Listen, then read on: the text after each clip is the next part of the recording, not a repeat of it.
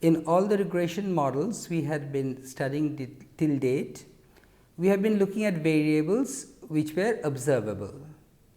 By this we mean that the variables that were involved in the model, whether it be the cause variable or the effect variable, they could be exactly measured. So, we have data on these variables, but sometimes it so happens that either the cause variable or some of the effect variables may not be exactly measured or may not be measurable at all, in the sense that these variables are more conceptual by nature. In such cases, we have what is referred to as a problem of unobservable variables. Now, the first thing that we need to think about is, what if we have unobservable variables? How do you rectify this? How do you actually build up the model based on these unobservable variables? And secondly, there is a related problem where we have what is referred to as errors in variables. That is, the variable that we want to study is contaminated by error, and what we see is not exactly the variable that we originally intended to study. In such cases, in most problems what happens is that the estimators becomes inconsistent, and in this and subsequent lectures we will see what the problems are, we will see how we can rectify the problems and then build reasonable models based on this unobserved variables.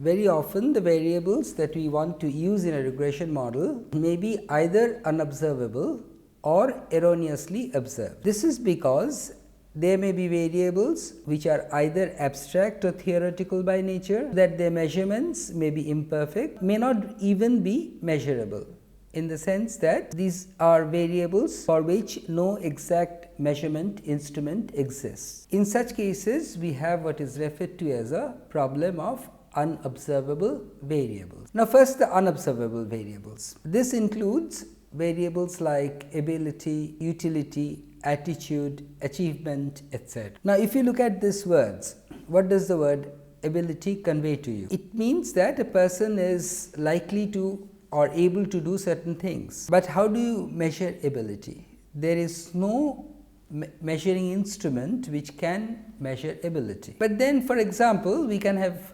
models, and we very often have this sort of models, say the salary of an individual depends on his ability. So, the more able the person is for the job, the more the person gets the salary. The problem again is what is meant by ability. How do you know that this person is more able than another person and hence should get a larger salary? So, this is the problem of measuring the variable itself, and we see that ability is an unobservable variable. Similarly, let us look at utility. We very often say that the price of a commodity is related to its utility. Now, in economics, the term utility means satisfaction. So, obviously, the price of a commodity is related to the amount of satisfaction derived from the commodity. But how do you measure satisfaction? The question is, does the one item, we can maybe order them, we can say this item satisfies me more than the other item, but there is no concept of this item gives me twice as much satisfaction as the other item, etc. Okay? So, these are variables which cannot be observed. Similarly, we talk about attitudes, we talk about achievements, and there are various types of achievements. How do you actually measure this? Some people are good in studies, some people are good in sports. So, they have different achievements, and how do you quantify this? Primarily, these variables are unobservable. There is another concept, similar concept, it is referred to as errors in variables. On occasions, we measure a variable which is only partly true and the remaining part of it is primarily a noise. For example, let us look at income. Now, what exactly is income? Okay, people who have a salaried job, they have a permanent income, the same amount of money that they take home on the first day of every month. But look at a businessman, for instance, or a part-time worker. So these people have different income for different months. And when we talk about income, what we actually mean is our average level of income. So there is always going to be a transitory part. So some months they have more income, some months they have less income. But when you ask them what their income is, they will tell you the average level. So what we actually measure by this income is primarily there is a noise part involved. One part is the true part and the other part is the noise. Similarly, you can have models where we talk about expected demand as demand. So we do not know what the demand tomorrow is going to be like. What we only know is what the expected demand is going to be like. And the true demand, actually what happens tomorrow, is going to be quite different from what the expected demand is. But if we can predict properly,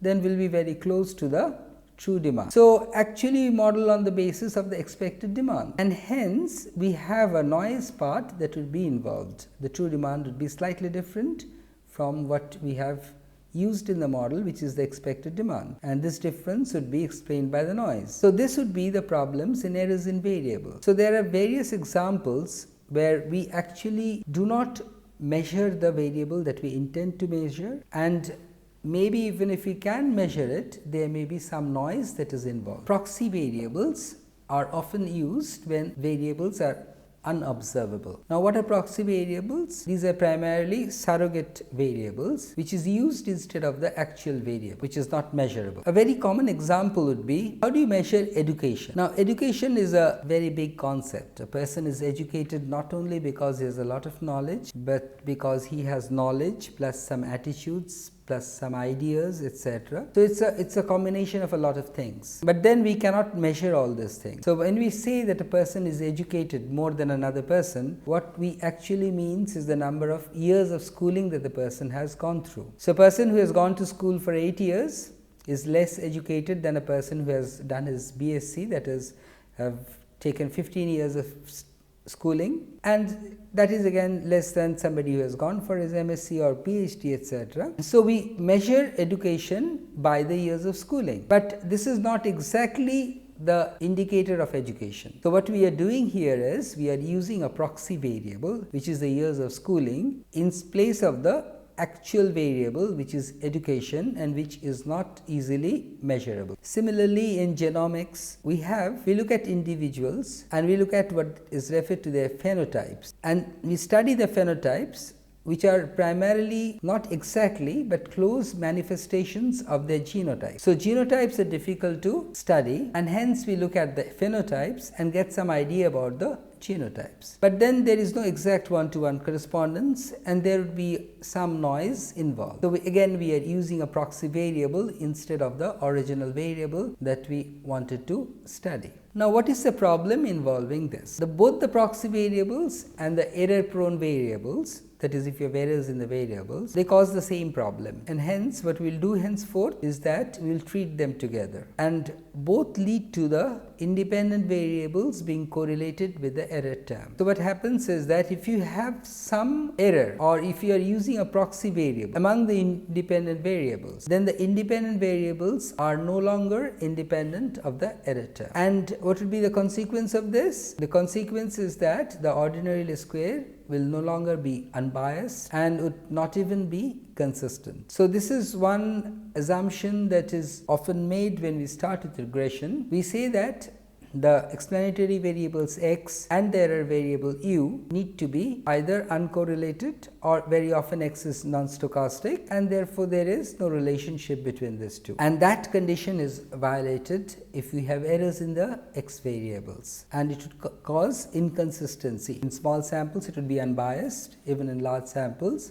we cannot get over the bias. Let us look at a model. Let y star be the true but non-measurable dependent variable. So this is the variable that we intend to measure as the dependent variable, as the effect variable, but we are not able to measure this. Similarly, let's take two sets of explanatory variables. x1 star is the true but non-measurable independent variables. Again, we want to study x1 star, but we cannot measure this, whereas x2 star are observable independent variables. So, with x2 star we do not have a problem. These are observable and we can use them in the usual regression format. We assume that there are p variables in x1 and q variables in x2. So, what should our actual model have been? It should have been y star is equal to x1 star beta 1 plus x2 beta 2 plus u. Of course, beta 1 and beta 2 are the parameter vectors and u is the disturbance term. What we observe is two variables, y is, which will decompose into y star plus v. So, we instead of y star we observe y, and this y is different from y star because of the factor v, which is primarily the error involved, either because we are using a proxy variable or there is inherent error in the variable itself. And similarly for x1, we are using x1 instead of x1 star, and x1 is equal to x1 star plus w, where again w is the error. So, y and x1 are the observed values which are contaminated with error and therefore different from what we wanted to actually look at, that is y star and x1 star. So, if we use this y and x1 and if we substitute y star and x1 star in the model, we get the observed model as y is equal to x1 beta 1 plus x2 beta 2 plus epsilon. We will write this as x beta, taking x1 x2 together and beta 1 beta 2 as a vector of parameters. And in this case, you will see that when you do this substitution, epsilon comes out to be u plus v minus w beta 1. Remember, u is the model error, v is the error in the y variable, and w is the error in the columns of the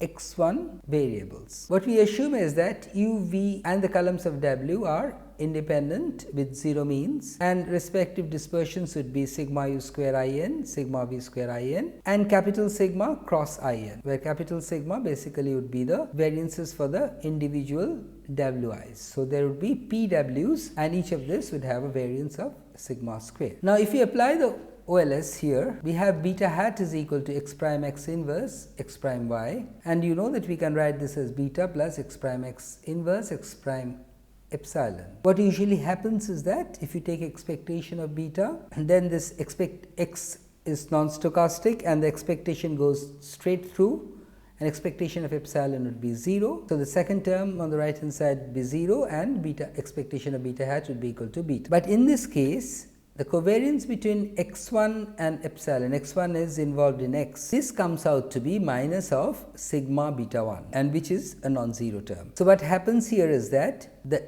x and epsilon are not independent of each other, they have some correlation between them. So, what happens is that the second term does not vanish and expectation beta hat is not equal to beta, it is beta plus a non-vanishing term, and therefore, the estimator is biased.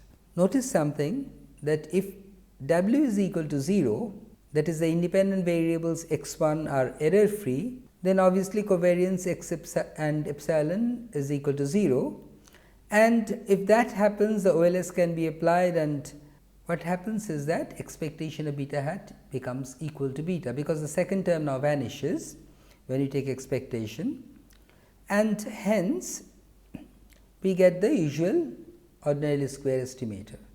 The only problem here is that the dispersion of epsilon is something more than the model dispersion. The model dispersion would have been sigma u square in, because E was the model error, but the dispersion now is sigma u square plus the quantity sigma v square into in. So, this is slightly larger. Otherwise, we do not have a problem of inconsistency in this case. So, what we see here is that if you have errors in y, then this y, this error actually does not create a lot of problem. This does not create a problem of inconsistency. So, the major problem is primarily with errors in the explanatory variables. Let us look at why this is inconsistent. Now, since 1 by n x prime x, we can break this up into this 4 component matrix, and each of this component tends in probability to sigma 1 1, sigma 1 2, sigma 2 1 and sigma 2 2. In fact, some of this would be non-stochastic variables maybe. So, it converges to something. And then one we look at is 1 by n x prime epsilon, And as we have seen that this can be broken up into two components, and the first component actually tends to minus sigma beta 1, and the second component again x 2 does not have any error. So, this goes to 0. So, what happens to beta 1 hat beta 2 hat? This tends in probability to the first component beta 1 beta 2, and then you have the inverse of the x 1 prime x 1 prime x 2 etc. matrix, which converges to sigma 1 1 sigma 1 2 sigma 2 1 sigma 2 2 inverse, and finally, the x prime epsilon, which converges to minus sigma beta 1 0.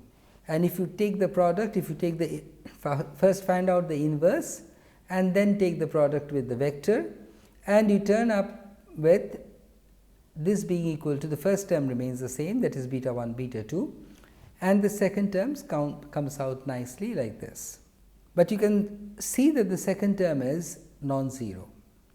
So, what has happened is beta 1 hat beta 2 hat tends to beta 1 beta 2 plus some constant, and hence the estimator is inconsistent. Let us look at this problem in more details. Let us take a very simple case where we have three variables. Two of these are independent variables, the first of which we measure with error, and the second is error free. As we have seen, the dependent variable we can take to be error free, because the dependent variable, if it has error, does not really interfere with the consistency. So, we have y I is equal to beta 1 x 1 I plus beta 2 x 2 I plus epsilon I, where x 1 I is measured with error, the true value is x 1 I star, and x 1 I is x 1 I star plus w I, and epsilon I as before is u I minus beta 1 w I. We do not have the v I because we have assumed that y I is measured without error. By previous result, if we simplify the previous result, we can show that beta 1 hat minus beta 1 tends to the constant minus sigma w square by sigma 1 1 1 minus rho square 1 2 into beta 1. Sigma w square is the variance of w, and sigma 1 1 is the variance of x 1, which is contaminated with the w error. So, it contains a part of it is actually sigma w square, and you can see that this is non-zero, and hence we have a inconsistent estimator for beta 1 hat. But this is something we have been talking about. Now, let us look at beta 2 hat. If we substitute what we had in the previous model, again we, for the case where we have only two explanatory variables, then beta 2 hat minus beta 2 tends to this quantity, and this quantity again is non-zero. So, beta 2 hat does not tend to beta 2 in probability, which means that even the estimator of the error free variable x 2, the coefficient of x 2 is inconsistent. So, if you have error in one of the variables, it does not allow consistency even for the estimators of the coefficients of the other variables. So, it actually makes the whole thing inconsistent. So, what is the suggestion? One suggestion is, why do not you drop the error contaminated variable and use a simpler model, because it is creating a lot of problems, it is creating inconsistency. So, why do not you drop this? So, we now have a very simplified model, y I is equal to beta 2 x 2 I plus u I star. But even if you drop the variable, its effect, because we have stated that it affects y I, so the effect does not vanish. Where does the effect go? It goes into the error part. So, basically u I star is composed of beta 1 x 1 I and u I. So, we have this model, but if you look at the original model here, this is without the x 1 I. X 1 I is in the error part, and then we get an estimate for beta 2. Beta 2 hat by simple regression would be x 2 I square inverse into x 2 I into y I. And now, if you substitute this y I, we have beta 2 plus x 2 I square inverse into summation x 2 I into u I star. This is the usual algebra. But u I star is composed of two things. One is beta 1 x1I and the other is ui. And if you put that in, then the last term here goes to 0, because x2I and ui are unrelated to each other, and this would be going to 0 asymptotically. In fact, even if you take small sample, if you take expectation of this would be going to 0. But then x1 at the first term involved here would not be going to 0. We have this x1I involved, and this would be correlated, and hence this would bring in the factor sigma 1 2 by sigma 2 2 into beta 1. If you take expectation, this would happen. So, that is the estimator of the error free variable is still inconsistent. So, what we see here is that even if we drop the contaminated variable, because this is present in the model in the sense that it goes into the error free variables, their coefficient would still be inconsistent. So, dropping proxy variables or error variables does not always serve a purpose. In fact, if you compare between the two bias terms, that is the additional terms that comes in, you will find that whereas in the first case where we had beta 1, we had a term sigma w square by sigma 1 1 into 1 minus rho 1 2 square, besides the sigma 1 2 by sigma 2 2 into beta 1 that we have in the second case. But this term actually is less than 1, because sigma 1 1 has a part of it is sigma w square plus any variability because of the x 1 star. So, the denominator is more than the numerator, and hence this quantity is a fraction, and hence the bias in this case is smaller than the bias in the second case, where we have actually dropped the proxy variable or the erosion variable. So, in this case we cannot get to consistency even by dropping off variables. In today's module, we had been looking at the unobservable variables. We have seen the problems where we have unobservable variables and sometimes error contaminated variables, and we have seen that very often we can use proxy variables instead of the unobservable variables. But then using either the proxy variables or the errors in variables, we find that this leads to the estimators being inconsistent, and even dropping these variables does not allow us to get over this problem. So, what we intend to do in the subsequent lectures would be to look at methods by which we can estimate the parameters where we have either proxy variables or the variables are contaminated with error.